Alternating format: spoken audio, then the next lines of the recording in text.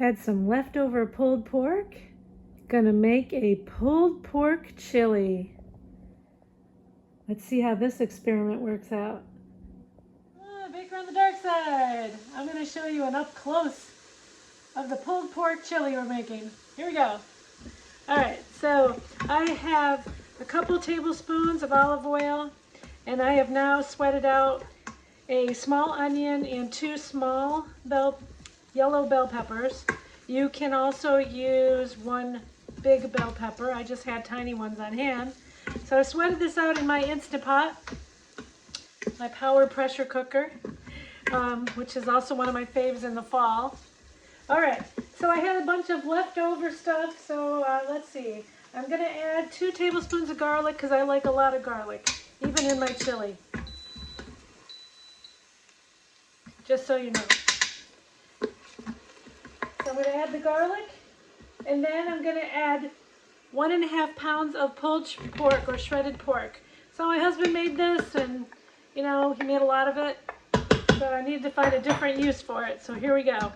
So we're gonna put that in. That's all. It's already cooked, so make sure the pulled pork that you're using is cooked. You can also get, you know, one that's already in the grocery store. This way you get less salt though. All right, the next thing we're going to add is 2 tablespoons of chili powder. I love a lot of chili powder. This is gonna be kind of smoky. I like smoke. 1 tablespoon of cumin. I'm sorry, teaspoon of cumin. 1/2 teaspoon of smoked paprika to add more smoke. And then I have this, I found this at a farmer's market, Bittersweet Herb Farms. They do a whole bunch of salt-free herbs. Really, really cool. So I'm adding a tablespoon of this one. It's Mexican. You can find them online. I'm always looking for the salt-free stuff. All right, so there's that. Those spices are in there, all mixed in.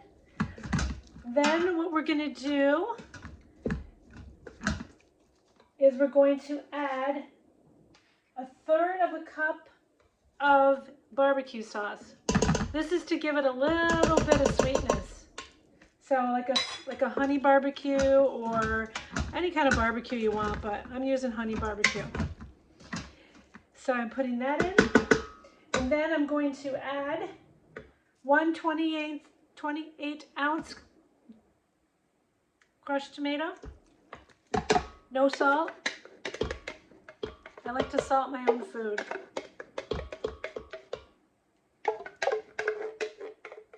Everything I'm using is no salt, just so you know. The broth, the tomatoes, and the beans are all low sodium. Okay, or no salt, depends who it is. Okay, then we're gonna add 14.5 ounces of beef stock going in. And just want to mix this every time just to get it mixed in. I got 1 can of low sodium pinto beans. You can use whatever beans you want. I like smaller beans. I don't like big kidney beans. And 1 can of black beans. It's just my preference. You can use small kidney beans too. I've seen them. I just haven't seen them in the low sodium variety. Okay. That's everything in there. You can add a dash of salt and pepper if you want. You're gonna put this in the pressure cooker or slow cooker. So if you're slow cooking it, it's gonna take about, you know, probably 4 hours on high. If you are using the pressure cooker, definitely no more than an hour at tops. And that's it for that. We'll see what it looks like when it's done. Hi everyone, the chili is done. The pulled pork chili. All right, so it's been in there for about 45 minutes. I did it for, and it looks really good. I mean, that's crazy. All right, so let's try it. My little experiment here. I'm gonna put it in the bowl. It's piping hot. I want you to see it. There it is. Yes. Okay. Let's see what it tastes like. You could probably put some corn in here too, but you know, looks good. All right. I did do a low sodium version.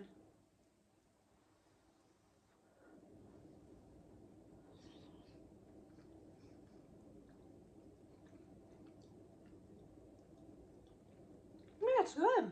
I mean, it's a little bit sweet. If you don't like it sweet, then I would probably leave out the barbecue sauce, but it's got that a little bit of that honey barbecue tang to it.